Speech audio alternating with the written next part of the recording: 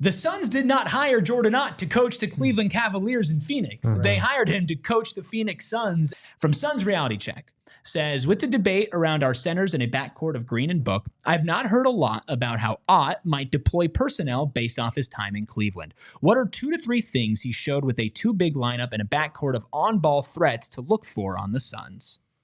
I think the obsession with what Cleveland did last season, I think some of it falls short of understanding why. Their franchise player is Evan Mobley. Right. That's who they drafted.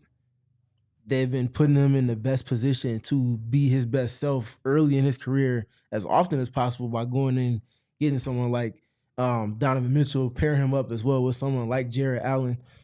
But the franchise player is Evan Mobley. The Suns don't have an Evan Mobley on their roster. If you're going to play double big, someone has to be supremely skilled to complement the other's lack of skill and put them in a position of where they can coexist on offense and not be a disadvantage for your team. So I think that part gets lost in it, but also the Suns not having someone that can viably space the floor that's a plus size in the front court also doesn't suggest that double big is at least going to be an effective way in which it was with Cleveland. Now, might Jordan Ott still try it? Of course, because you have 8 front court players and like 6 of the 8 are playable. So naturally there's going to be overlap there. But to answer the question directly, definitely also dribbling a lot more than he did last season. We saw that in Summer League where he would grab a defensive rebound, and last season he would look for a guard to outlet it to. Everybody's taking off and filling the wings in transition. And Jordan Ott mentioned this in his introductory presser. Transition spacing or your transition template is what sets the tone for your offense. If you got a big that can grab and go, that takes away 1.5 to 2 seconds for your offense to get into play, which means that there's more time to create advantage.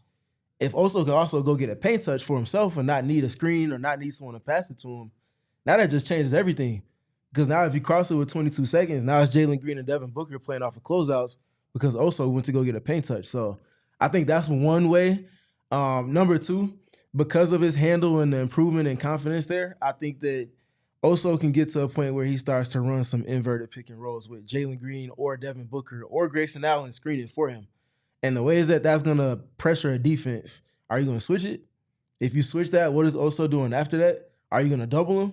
I would hope not, because that means that you're leaving one of those 3 guys that are plus scorers open to do so. Like coverage-wise, it puts pressure on them. And obviously, Oso could also just take a smaller dude to the basket when he wants to. Other big thing for me on the offensive end is spacing, but not in the three-point sense. It's with the dunker spot. Jarrett Allen was the best big dunker spot to dunker spot last season, playing off of the drives from Darius Garland and Evan Mobley and Donovan Mitchell and Ty Jerome when he would go get a paint touch, and any other Cavaliers player that could go get a paint touch last year. Go back and watch the Cavs film. Jarrett Allen, and if it's not him, it's Evan Mobley. Them just playing around the restricted area of the floor. So impactful in the efficiency that they finished with when they did get those touches there too. It was just a perfect counter to all the attention that their ball handlers got. So I would say those 3 things. There's a ton others, but I would start with those 3. Yeah, the personnel is different. So I think as much as we might see double big lineups, it's not because Jordan Ott expects the success or what worked in Cleveland to carry over carbon copy for what works in Phoenix. The hope is that Maluch could be that type of versatile big in the future, but it's not going to happen this season. So even though we might see Oso at the 4, that might be just a way of trying to capitalize on his unique skill set and bring something different to the table, because we have, they've got 5 centers or 3 centers, and then they've got a bunch of guys vying for minutes at the 4. So a double big lineup might just be a necessity based on your own personnel. I'll say this. As much as we can praise, and we have heard praise about what Jordan Ott did with the Cleveland Cavaliers, the Suns did not hire Jordan Ott to coach the Cleveland Cavaliers in Phoenix. They hired him to coach the Phoenix Suns, and if you expect a copy and paste of that, then that's the wrong guy to hire. Right? Like, what made Cleveland special was what they built around their personnel. And I expect fully for Jordan Ott to give the same level of attention and detail and thoroughness, but with Phoenix's specific roster. So will we see flashes and elements, whether it is the double big or taking elements of what Darius Garland and Donovan Mitchell did together, or finding ways to make up for them on the defensive end because they're 2 smaller guards, whatever it might be?